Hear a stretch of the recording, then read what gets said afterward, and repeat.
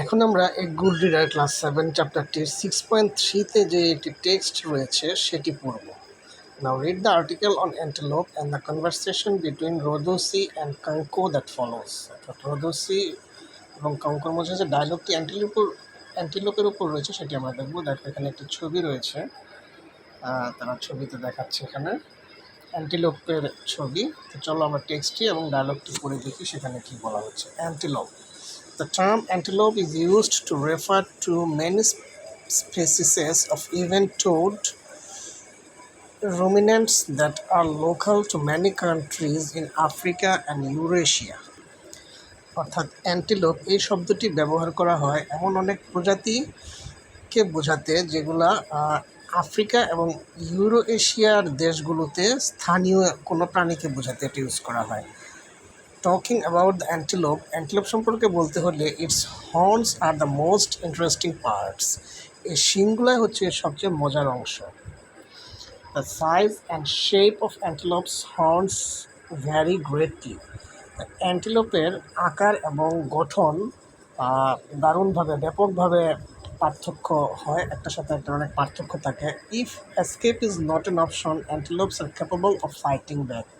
যদি পালানোর কোনো সুযোগ না থাকে, অ্যান্টিলোপ এই প্রাণীটি তারা ফাইটিং করতে পারে, ফাইটিং করতে সক্ষম। Baby antelope which is called a calf is an easy target.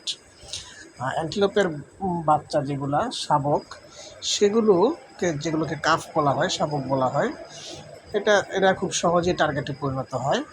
That is why the mother keeps it in a secret location until it become stronger.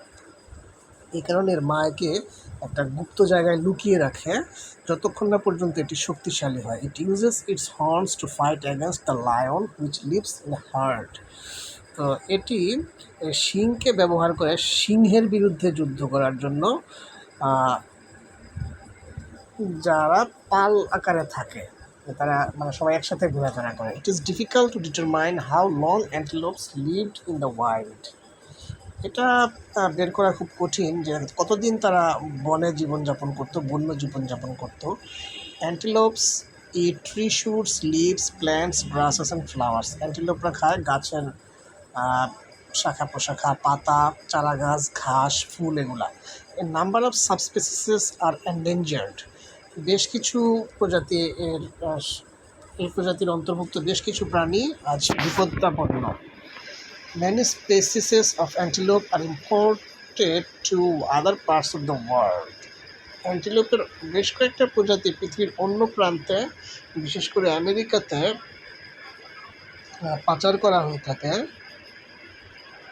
For exotic game হান্টিং। বেশ উত্তেজনাকর শিকার কাজের ব্যবহার, শিকার খেলার জন্য। তো চলো এখন আমরা সে ডায়লগটি দেখি। The conversation between Rodosi and Kanko. Rodosi: hey Kanko, how is it going? বলছে, হে কাঙ্কো, কেমন আছো? ফাইন, ভালো। What is that in your hand? তোমার হাতে এটা কি? Kanko: it's an article. এটা একটা আর্টিকেল, একটা লেখা। Article about what? কী বিষয়ে লেখা? কাঙ্কো বলছে, আই এম নট শিওর, আমি ঠিক নিশ্চিত নই।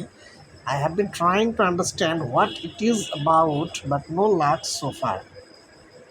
আমি এটা বুঝতে চেষ্টা করছি কিন্তু এখনো পর্যন্ত তেমন কিছুই বুঝতে পারিনি। তো রোদোসি বলছে, লেট মি সি, আমাকে দেখতে দাও। Sure.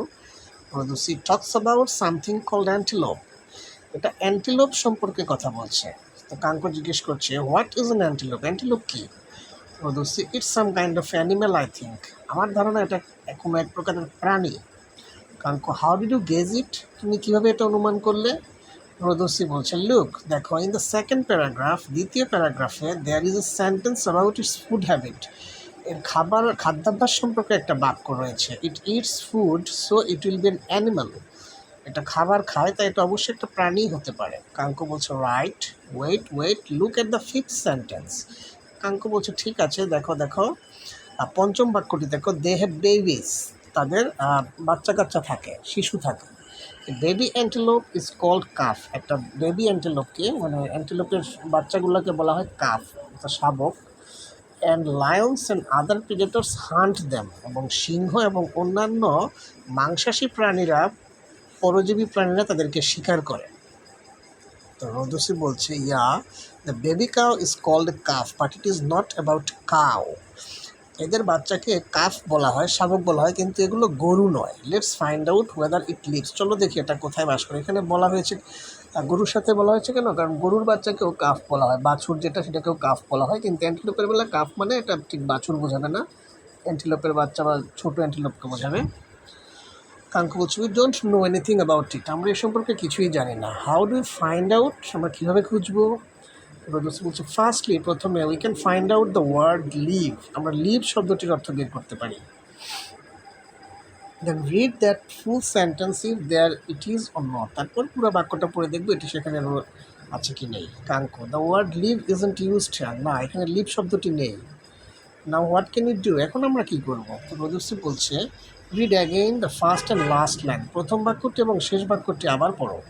Here 3 countries names are mentioned, তিনটি দেশের নাম উল্লেখ করা হয়েছে, বাট দ্য লাস্ট ওয়ান, কিন্তু শেষ দেশটা is the United states imports অ্যান্টিলোপস।